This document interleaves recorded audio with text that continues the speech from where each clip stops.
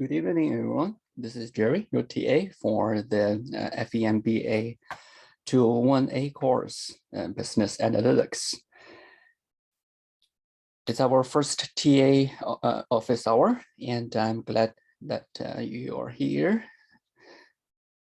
So first, I'd like to make a self-introduction, then we can see whether we need to make any peer introduction among students. Then we can go through some Q&A session. I will be happy to help you with this course, especially on the homework, because I'm the person who grades your homework. So let me know if you run into any questions. I think there are about 40 students in this course. So let's see.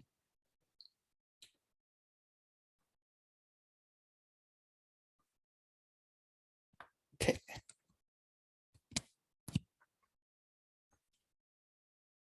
All right. First, I'd like you to know something about me, that I am a PhD student at UC Irvine. I have been doing data analytics for many years, usually for my research, but I also worked as a data analyst for Seattle DOT, the Department of Transportation in the city of Seattle. And I also worked for a airport analytics firm that makes master plans and other consulting business with airports. So I also did data analytics with this firm about airport analysis.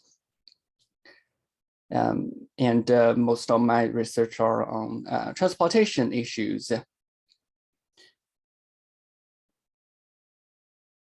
So I was wondering whether you students had any chances to get to know each other beforehand.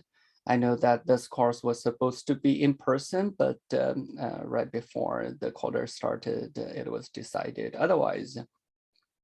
But I believe you should have met every student among your peer, right?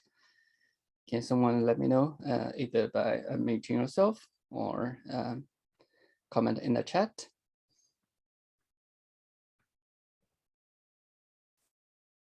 Hi, Jerry. Hello, is that Yes, Ruth? we have met last quarter. All of us were in the same class. Oh, okay, excellent. So it seems all of you should know each other pretty well by far. Then it doesn't seem that it's necessary to make a round of introduction again. Yeah, but let me know if you have any questions from last week or about this week's course and homework. Hi, Jerry. I actually have questions regarding homework too. Hi, Drew. Yeah, I think I saw your email earlier. Yeah, sure. What's your question? Yeah, so I was looking at 2B. Calculate relative monthly charges in the adjusted stock price, and then construct both a frequency distribution and a histogram for these monthly charges. So for this question, I believe we're looking at the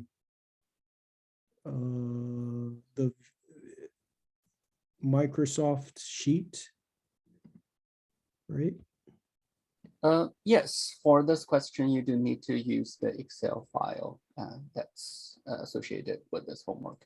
Yeah, so basically, my question is there a specific way in terms of how we are to construct this frequency distribution? So what I did, how I went about doing this is I basically pivoted the table and I included the sum of the adjusted close values in one column and essentially had that in a number format. And then in another column, I have the row labels. So basically, it's in a way where you expand over the years and then the months fall under the years. Sounds excellent. I think you're on the correct track. Okay, cool. So now in terms of like creating the histogram from there, my issue was as far as like customizing the x-axis and the y-axis. Would we do that by just clicking on the graph, or when we actually select the graph, that pop-up window that comes up, where would we exactly make the customizations? Okay, sure.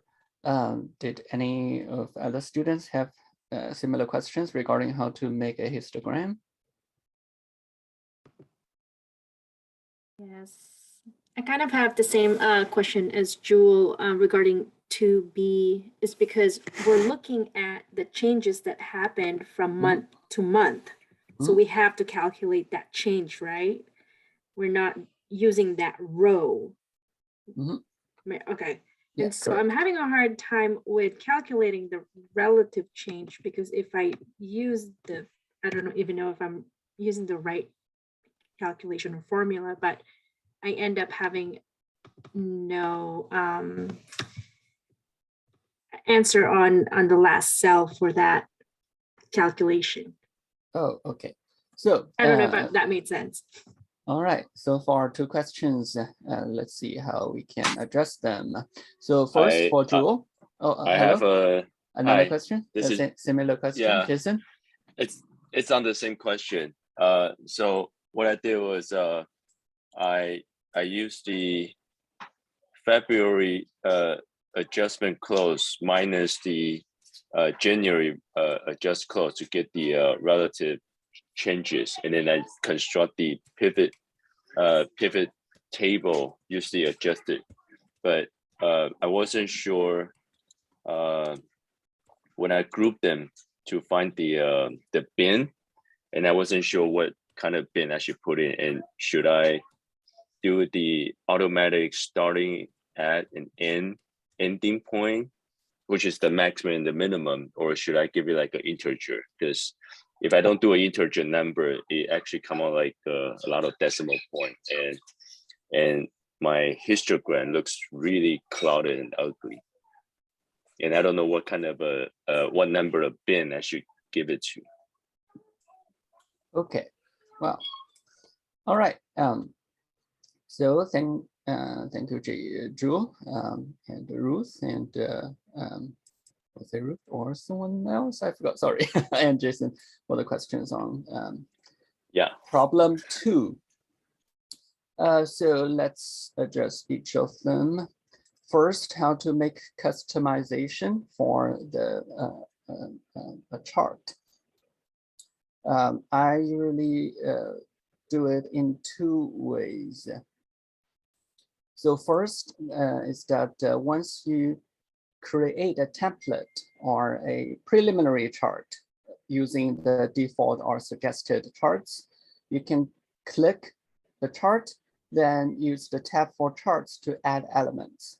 So for example, if you want to change the axis on X and Y, you can do it in this way. You can add the axis, then change the labels. Pardon, Jerry, are you sharing your screen or? No, not yet. I don't have this working example though. So let me find a chart that I can work with. Or how about if any of you have created a chart for this problem, maybe you can share your screen then we can work from there. Maybe that's faster and easier. Yeah. I just allowed participants to share their screen. So can I have a volunteer who would like to share the screen for your Excel worksheet made for problem 2?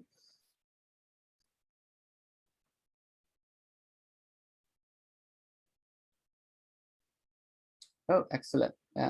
Who's sharing?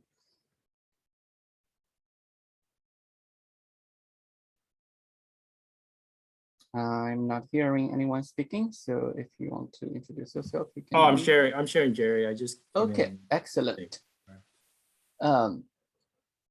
So what you made here is a line chart. It's not histogram though, but you have a good starting point. Sorry, I didn't know what problem was. Which problem was this? We are working on problem 2, part B. Oh, okay. Then yeah, I haven't gotten that far. Sorry.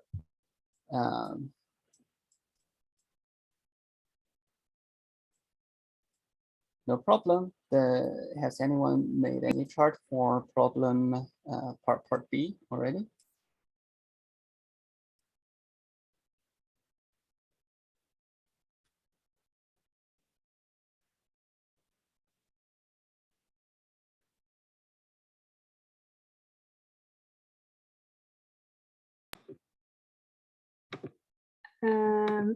I don't know if I did it right, No but problem. Is that yeah, let me- okay if you share your chart that's made with us? how do I go? Okay, here. So what I did was this. Oh, this is Crystal. Thank you. Yes.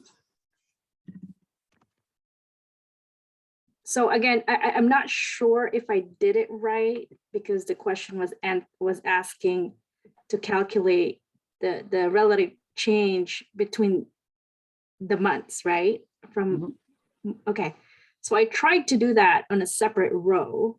So I'm not sure if I'm supposed to do that. So my problem is that when I calculate the relative change is that this doesn't have anything because I can't subtract it the next month. So I wasn't sure how to move forward with that.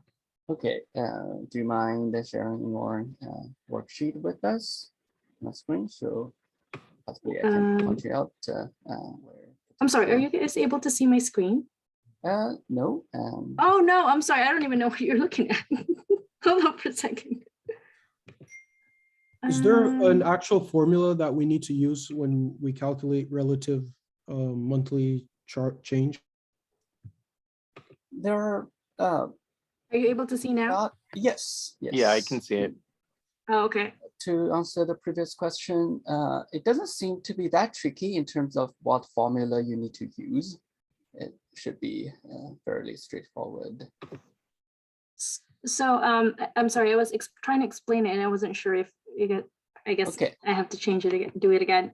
This is the formula that I used. And again, I'm not sure if that's correct to find the relative change from each month to month.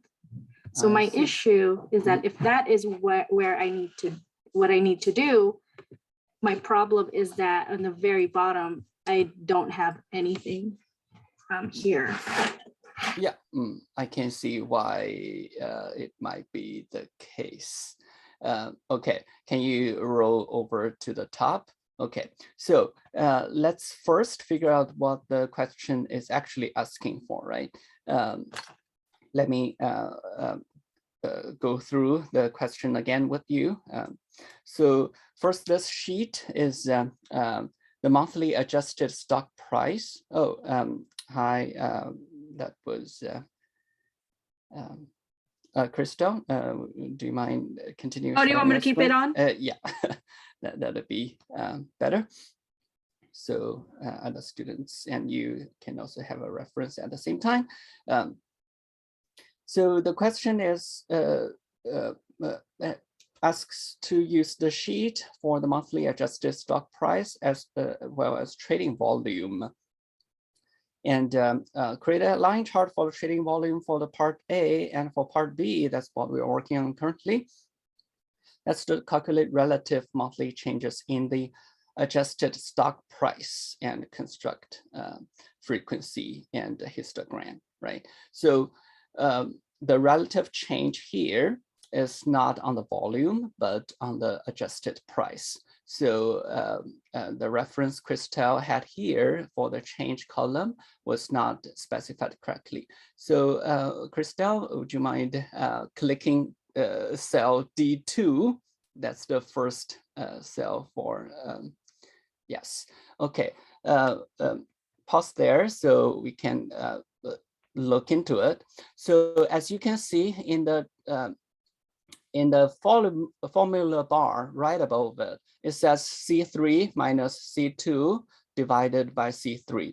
So first, you are almost there, and it looks almost correct, but we need to make some changes to find the relative change on the adjusted closing price. Because it asks for the relative monthly changes in the adjusted stock price instead of the trading volume. So here, what we want to do is first, we should not refer to column C in the formula, but use column B because that's what the adjusted price indicates. Okay, so Krista, can you click on the first cell again? Yeah, sure. You will find that the last one is still divided by 0 because there's a reference we need to make correctly. So yeah, so would you mind stopping there so we can see why and what we need to do about it? So how about we click cell D133? Yes, we are right there. The reason why it shows such an error is because it's divided by 0. By default, when there's nothing in a cell, means if you refer to an empty cell, Excel automatically recognizes the value in the cell as 0. And because in the reference, it shows we want to use cell B134, which is a blank cell here, as the denominator in the latter term. That's why we get this division by 0 error. So we want to correctly format this formula. So what we want to do is, so for this particular cell, we should use the difference between the last month and the one beforehand. So what we want to do is we should minus cell B132 from cell B133. So we want to put B133 in the beginning and B132 the next. Yeah, just reverse the yes. Okay.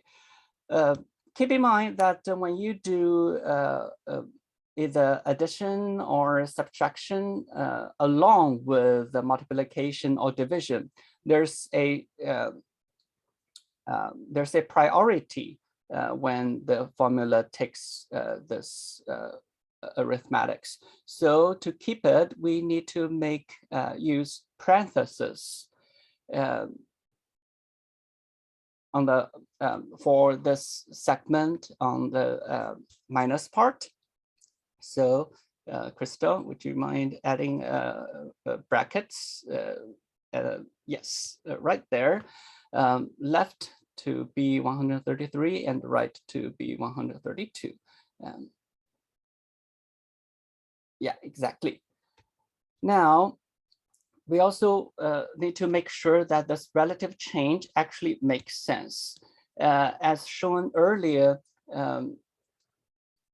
okay, great. Hold on there. as we can see, make a pause here. So the adjusted price for February in 2011 was lower than that of January and 1, right? Sorry, January of 2011. So what that means is that we should expect a negative change. And this, by relativity, what we want to divide is what's before. So usually when we refer to change, we want to make sure that the change is proportional to the existing or previous value. So the in the denominator here, what we should put is not B3, but B2.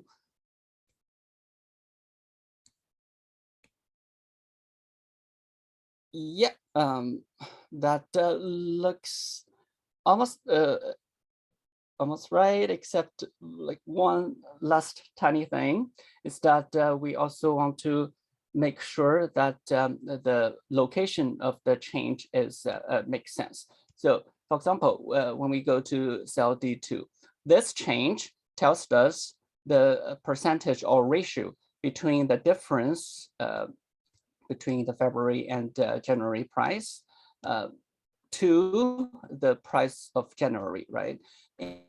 And we want to associate this change to the change in February instead of the change in January. Are you with me? So what I meant is that this the formula currently located for D2 should be actually assigned to cell D3. So this change should be about the change happened by February instead of by January. So what we can do is that, so Crystal, you could go to this formula bar and copy it using Control and C, select everything in the formula bar. Yes, use Control and C, then click this cancel button, the cross button to the left. So you're not, well, there's a, yes, that's the cancel button. Then we go to cell D3 for February change. Then we go to the formula bar again. Then we can use select everything, delete it. Oh, by delete, I mean use the delete button on the keyboard. For yes, cell D3. Select the formula in the bar, then use the delete button, then use Control and V to paste the previous formula here. Yes, correct. Then just enter, then we have the correct answer. This is the correct answer for the relative change in price happened in February of 2011. Then we can autofill this formula for all the rest. Remember that we want to select the correct first cell on D3. Then we use the little dot, the square dot on the bottom right, and just, yes, scroll it over all the cells until the end. Then here we can see that the last cell is no longer in Azure because we correctly had the reference. So for Christelle, would you mind clicking on the last cell in the change so we can understand what happened and why we no longer see the Azure? So here we can see that the formula is defined as the difference between cell B133 and cell B132. That's the relative change from 336 from 329. So that's why it's a positive change. The value or the price of the stock increased. So we see this relative change is also positive. But by relativity, we also want to make sure this is a proportional change instead of the absolute value in changes. So that's why we divided by the previous month's price. This tells us 336 is about 2% more than the value of 2000 of the 2021 November's price, which is 329 and almost 330. So we got this column worked correctly. What about cell B2? Last part we just deleted. For cell B2, we can click it and use the delete button, so it's empty. Yes, because the first month we had no reference from the month beforehand, which would be the last month, December in 2010. We didn't have the data, so that's why we cannot possibly calculate the change. So that completes the calculation for the relative change. And remember these values in change column. It's not percentage, it's a fraction. So if you see 0.1, that means 10% increase. If you see negative 0.05, that means a decrease of 5%. So we can possibly formulate this column in percentage if you find it easier to read. So can I have the help from Christelle again? So you can select the whole column by clicking it and go to this new number panel and click this button percent style. As you can see, now it changes to percentage. But keep in mind, this only changed the display of the cell. It does not change anything in the formula or the value contained in it. When you make calculation, you will still find this, for example, the cell D3, which is 4%. When you make calculation, it won't be recognized as 4, but as a value close to negative 0.04. Okay. That's the closure of my instruction on how to calculate the relative change. Thank you so much, Crystal.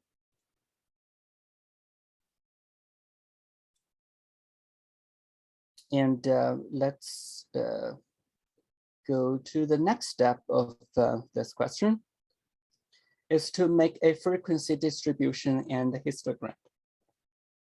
For this, Jewel said that he made a pivot table.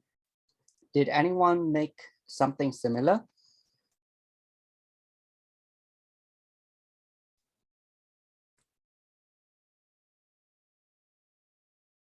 Yes, I actually did the pivot table too. Wonderful. Were you able to make a chart as desired out of the pivot table? Yeah, I did, but the histogram and the chart. But I used Bing. I was using 5%, like every 5%, like as a Bing width. But I would just figure out maybe use 3%. I don't know if it makes sense. I can share the screen. Okay, excellent. I couldn't find my data. I just got. Let me just try it. Okay, no problem. So that's how it looks like right now. To answer your question shortly, because some other students also had a similar question regarding how to choose the beam width. If some of you are not so familiar with a histogram, beam width means the width of these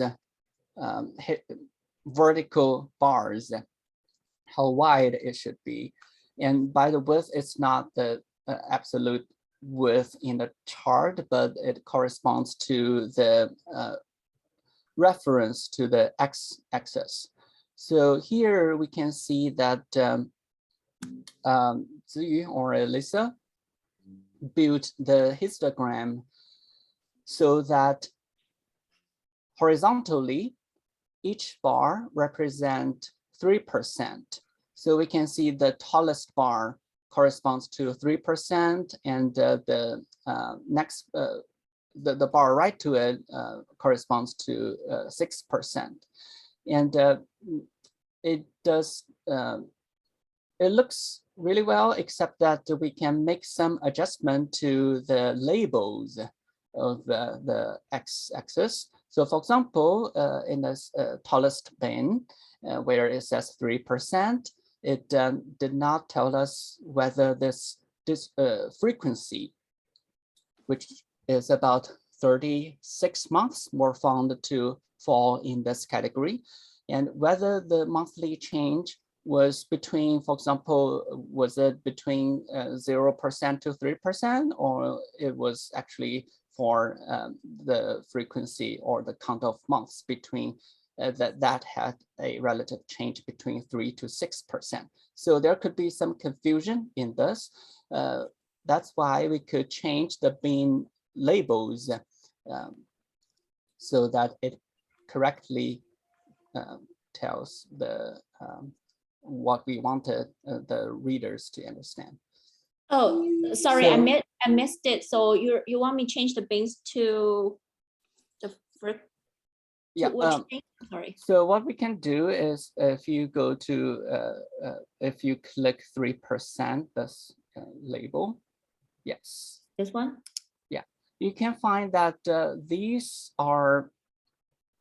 Oh, there's also a more. Okay, these are from the bin, from the value, sorry, in the column A. So what you can do is, if you change column A into the desired bin range, so it clearly shows whether what a bin is, how a bin is defined.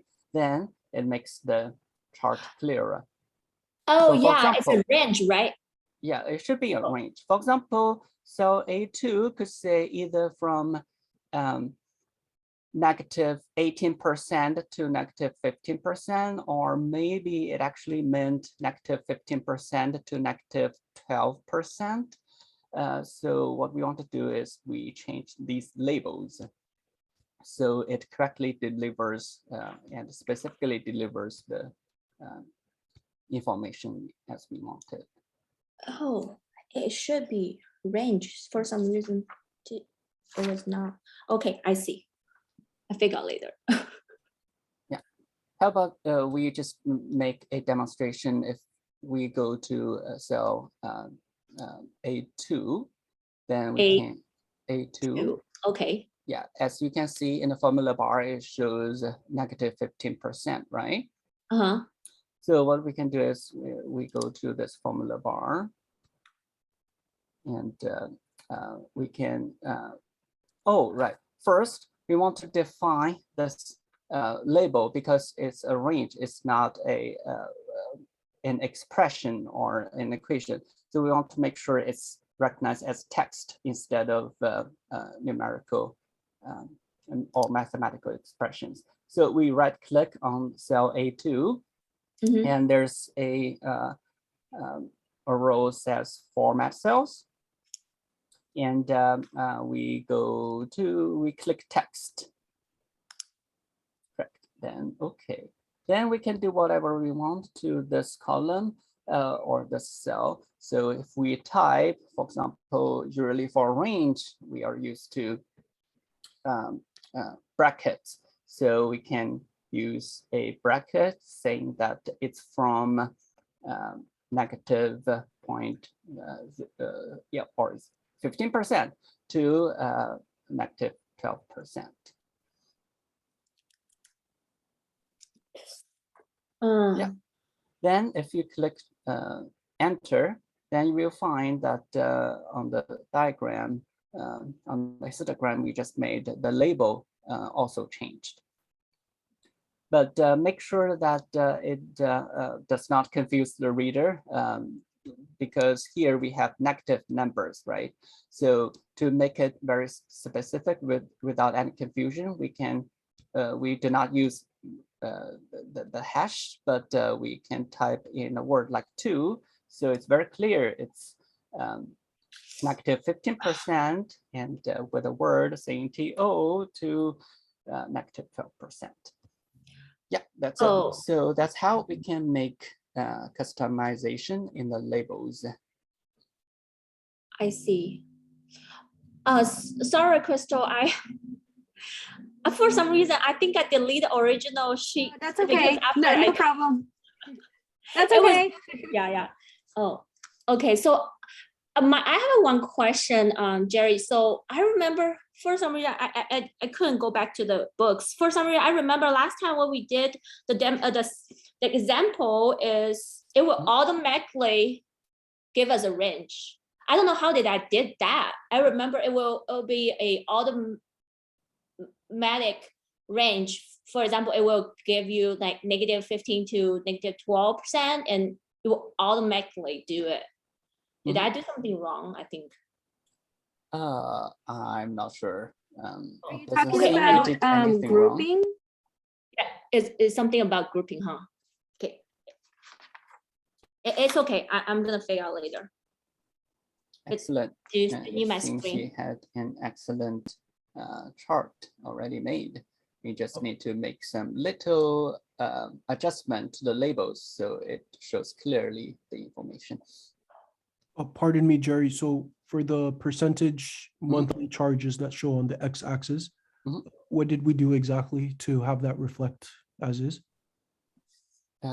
What did you mean? Sorry, I didn't understand your question. So how do we modify what's subtitled here on the x-axis, the percentage monthly charges? Does this automatically populate when you just create your graph, or is there a way that we can go about modifying that so that it shows there? Okay, yeah. So when I made histogram using Excel, I would do in a similar way as what Ziyu did. I created a separate table to make it, and to address your question, I manually created those labels because a histogram is simply as what we saw earlier in Alisa's example. It shows information regarding 2 columns. One column is the label, the other column is the frequency.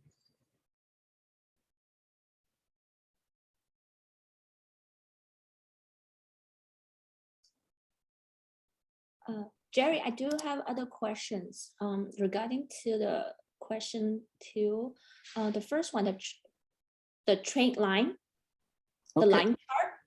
So I do see everybody has different ideas, like either using years, but if you're using years, you have to accumulate all the month volume together, right? So what you prefer to do, because it was a very huge, it's actually a huge chart because it has like 10 years data. No problem. I encourage you to use your own judgment, both annually or monthly line chart work for me. Annually or okay, so okay, that means we're gonna add them together though. The value, like they have to do the sum, right? If you like to do so, as I said, either annually or monthly data for the chart works perfectly. Thank you so much. No problem. Yeah, to follow with what Ziyu just suggested, and as what you will learn in the next few sessions in this course, if you plot the chart using monthly data, so each point on the chart refers to the trading volume in a specific month, then you will see that there are 12 months in a year, and there's some periods in this chart, so that you will find seasonality. However, if you used annual data instead, so each point on the chart is the cumulative trading volume in 1 year, then this monthly variation is gone. Then you probably won't see a seasonality anymore. So that's why it makes some changes in terms of what your focus is in your work or professional tasks. If you want to highlight the seasonality, then you want to add these either quarterly or monthly data. But if you want to focus on the trend, that's the constant growth over years, then you don't need to showcase any monthly or seasonal data in the line chart. So the type of chart or the specification of charts usually depend on the focus of our study and the purpose of our analytics.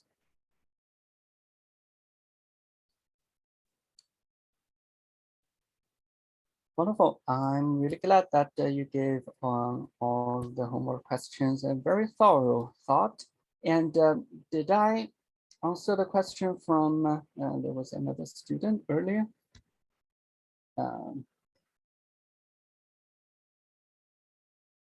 From Jason.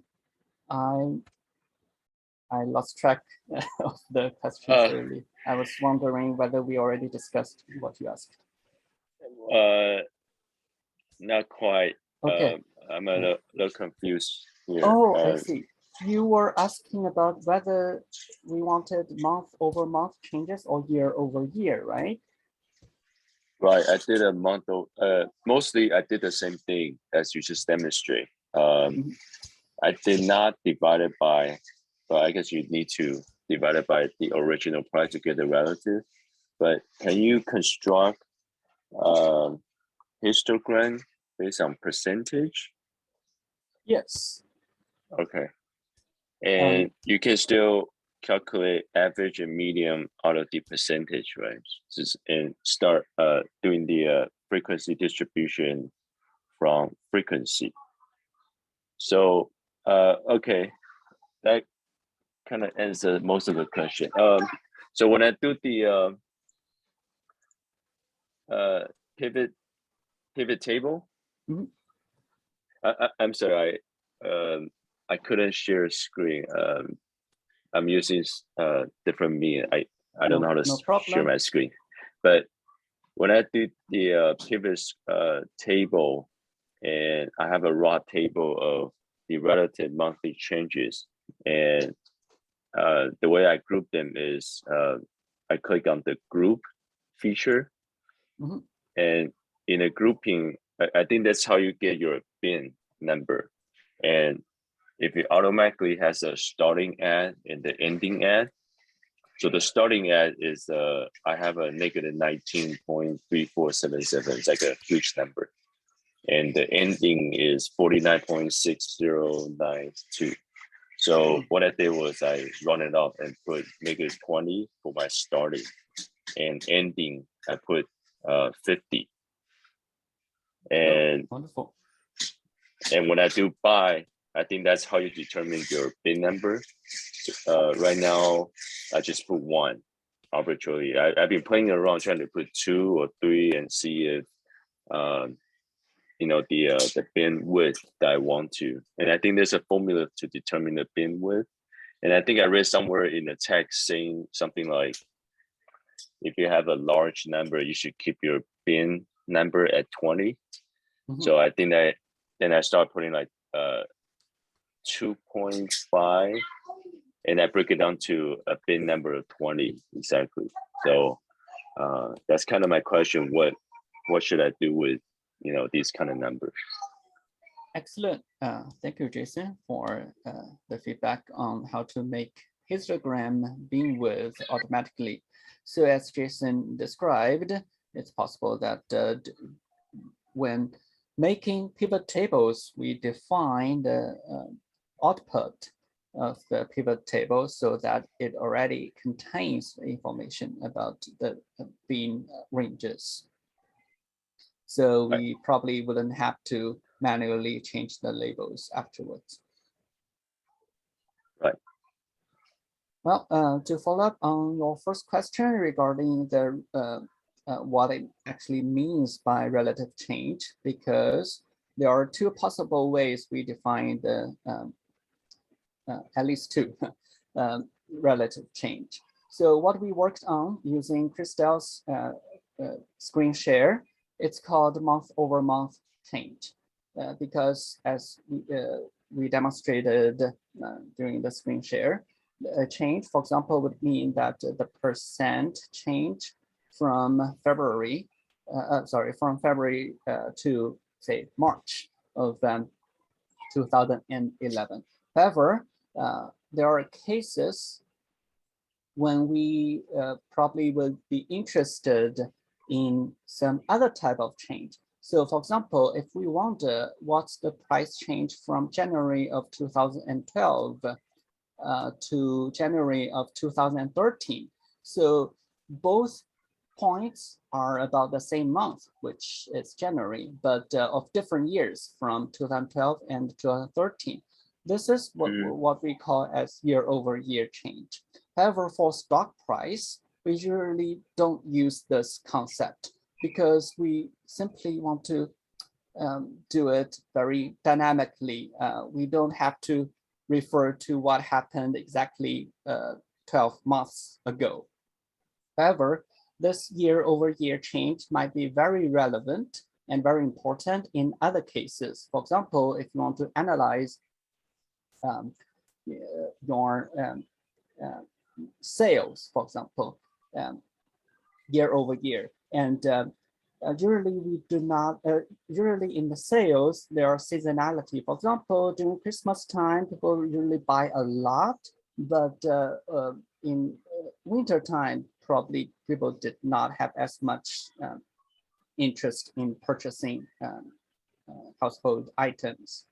So what we would see and expect is that in December of any year, the sales volume or revenue would be much larger than the sales volume or revenue in February, either in the same year or in the next year. So here, when we want to compare the performance of sales, generally we use year-over-year changes. So what this relative change should be defined depends on the topic of the data.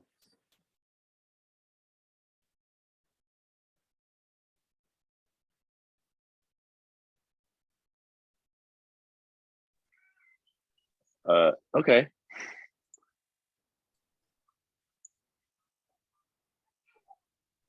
Yeah, thank you, Christelle, for sharing the screen. Any more questions?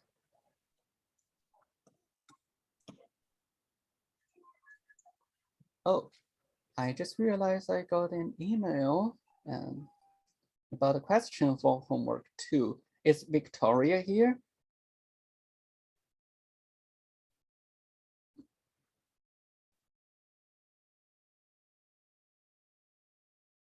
Oh, it doesn't seem that she's in our office hour. However, yeah, she has similar question regarding problem 2B.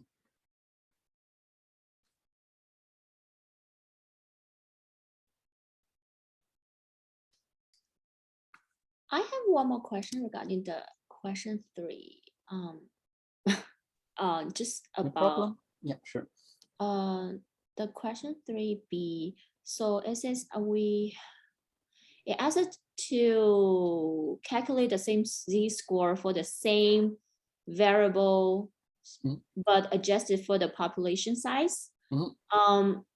So I do want to confirm if my calculation is correct. So what I did is I trying to divide all these, like for example, the total cases by the size of the population and get a like a relative like numbers, like ratios. You mean fractions? And, yeah, fractions, and then to calculate the z-score. Is Sounds that correct? Oh, okay. Yeah. Thank you. some other student from the other course that's well, same content, but that's for the executive MBA fellows. One student had a similar question with what you just described. She was wondering whether it made any difference if she used this fraction or the absolute number in, was it 1 million or 100,000 cases? So to address this question, it does not make any difference whether this z-score is calculated from fractions or it is calculated from an absolute number. That's the charm of using z-scores, because it's unitless. It does not matter whether it's assessed on the relative ratio or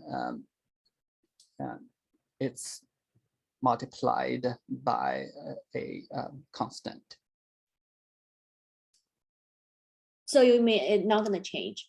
Oh, I haven't calculated, but Yeah. I So, was for example, this is quite easy to understand conceptually. If we find that the mean, let's see. Okay, let's imagine a few countries that had this percentage of COVID cases as say 3%, 4%, and 5%. And we will find that among these three countries, the average would be 4%, right? Because that's the average or the mean value between 3, 4, and 5%.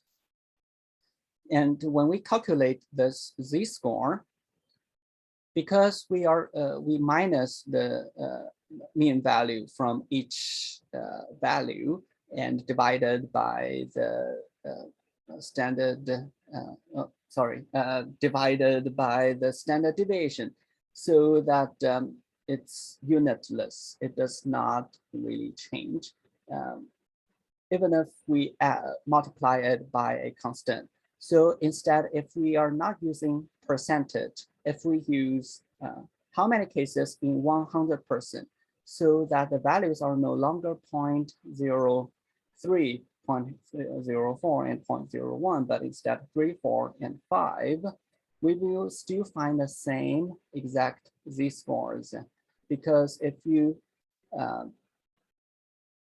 multiply the number of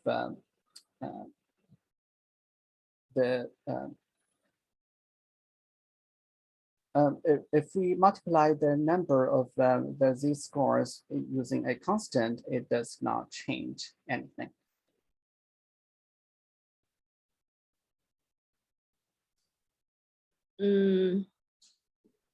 So if you can see my screen, I Yes.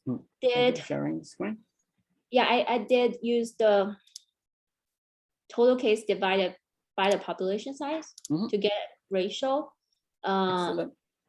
And I'm not changing the mean, right? Like average, of course, and then I'm not changing this. I'm using the same standard deviation. Oh, hold on there. I'm not sure whether what you did is correct. Can you move your cursor to column H? Column H. Okay, yes. Yes, so I can see how you define these. So that's about C2, K2. Oh, okay, and K4. Oh, I see. Yeah, it looks correct. Yeah, sorry, you had a question regarding how it defined the values in column K. Is that what you wondered? No, because I think you were mentioning about it. What even we adjusted the population, adjusted into like population size, and not gonna change the z-score, which So sorry, maybe I confused you. What I meant was that if we multiply column E by a constant, say 100, so these values in column E are no longer percent, but it means how many person in 100 people would get infected. So for example, in cell E2, instead of 18.25%, we would have 18.25. Then if we apply the same change over all the percentage to transfer the percentage into the absolute number in 100 people, then it does not change the z-score. Oh yeah, I understand that. So you were talking about, we were saying like in millions, right? Yeah, that would change. So we have someone ask, do we use standard deviation populations and or the standard deviation of sample? We should use sample. Yeah, I think we should use sample. In most cases, we rarely use standard deviation formula prepared for the population.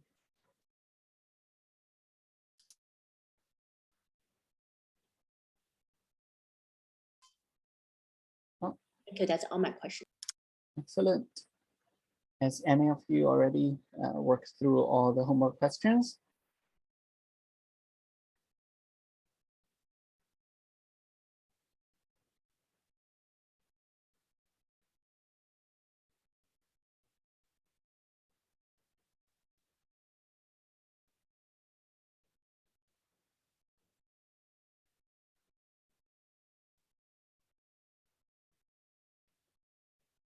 So I think I talked with a few students, but how about Stephen, Mark, and Samuel, and Pauline? If you have any questions, feel free to unmute yourself, and also Vaswani. I'm not sure whether I read your name correctly, but I hope I addressed your question about whether we should use the population or sample formula for standard deviation.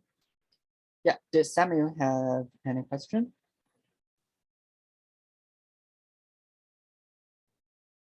And just saw that you unmute yourself. So feel free to let me know if you have any questions.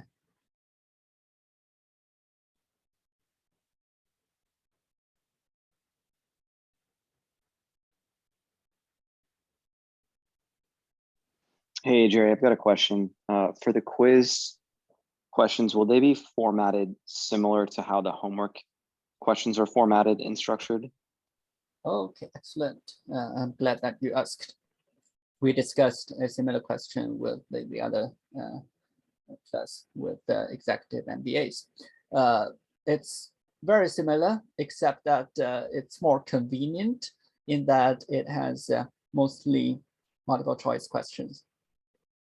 But I think there are in each mini exams, there are 2 short answer questions, which is similar to a homework question, where you need to set up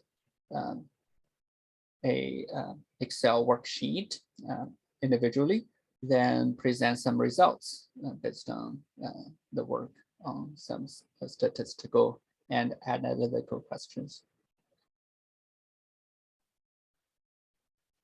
Awesome, thank you. For the Excel questions, is that Excel sheet embedded in Canvas, or is that do we use our own Excel application on our computer and upload the file?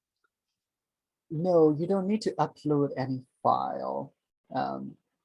Usually, I don't think you have to download any data.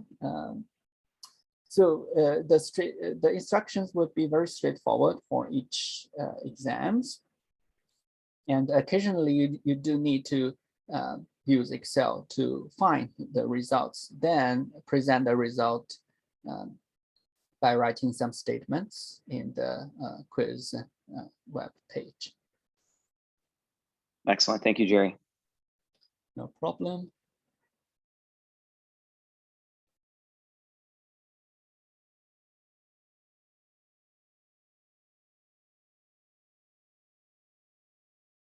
Oh, ARC said regular standard deviation. I'm not sure what that meant, but in case that you use Excel to calculate all the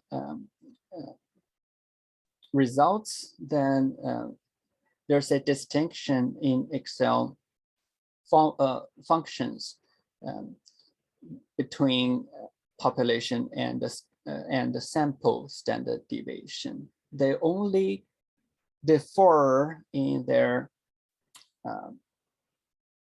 denominator, whether it takes n as the number of observations or n-1 as the denominator. So that's why the results might change a little bit if you use one function over another. Yeah, but we should Hey, almost Jay. all, oh, sorry. Jerry, Mark. for question 1, do you use standard deviation population or Oh, for the last question for you're B? asking about question 1 in Yeah. homework 2? Homework Okay. 2. Let me take a look. Make sure I'm. Oh, hold on a second. What was your choice at this moment? I chose population. Okay, you are asking about which part in problem 1? Problem B, population okay. standard deviation. So like, I guess it would just take, it's pretty self-explanatory. Just do population. Yes. Let's see. But when would you use sample? Would you use sample in the COVID case? Yeah, that's what we discussed earlier. Okay. Because in this problem 3, dealing with 50 countries, we need to make a z-score, and the z-score involves calculating mean and standard deviation, right? Right. Yeah. So that matters in terms of what function we need to use when calculating the standard deviation as the denominator for z-scores. So in this case, for the z-score, you use standard deviation sample, right? Yes. Okay. And then kind of a dumb question, I guess. I wasn't sure how to find the range, so I kind of just Googled it, and they just do minimum max. Is that what you do? Yes. Okay. Yeah, never a dumb question, so don't be shy. Yeah, a range. I actually searched for this earlier because I was wondering whether the range is actually one number as the difference using the maximum minus the minimum value, or it's 2 values. So we just list the minimum and the maximum. So still at this point, it was not clear based on the results that I saw. And usually in statistical packages, for example, I use R most often. When you use the range function, it provides 2 values. So it tells you the minimum and the maximum altogether. Yeah, because when you do the pivot table and then you go to grouping, it'll tell you the maximum and minimum. Is that what you're kind of looking for, or do we just, or you just want to find the ranges in terms of the difference between those 2 numbers? The former you described looks better in terms of making the charts, as we worked with the earlier on customizing the labels of the x-axis. Yeah. It's quite important to show the range, right? To define each bin instead of instead of either the starting point or the midpoint or the ending point of the bin, which could make it somewhat confusing. Okay, thank you, Jerry. All right, thank you for spending the evening with me on business analytics. So I hope you enjoyed a wonderful week, and I hope to see you again next week. Thank you so much, Jerry. Thank you. Thanks, Jerry. Have a good night, everybody. Thanks, Jerry. Bye. No problem. Have a great weekend.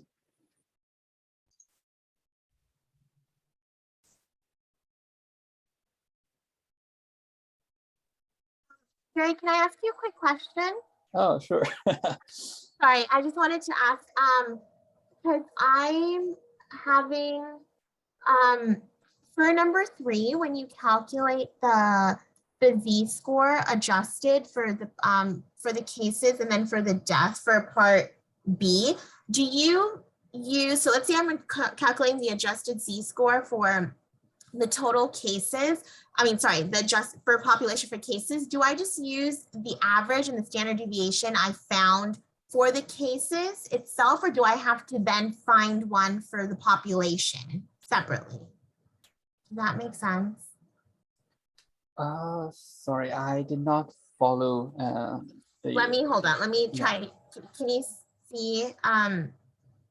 Oops. So do you see it here? So what I did was I calculated the standard deviation for the total cases and then for the total death and then also for the population. But when I calculate the adjusted version, do I use the first row of to calculate the Z-score, or do I use like the population, average and standard deviation? The average and standard deviation should be about the fractions. Okay. Did this address your question? Yeah, it does. Okay, perfect. Thank you. Thank you very much. I will do that. I Great. appreciate it. Have a good one. Excellent. Thank you. Bye-bye. Bye.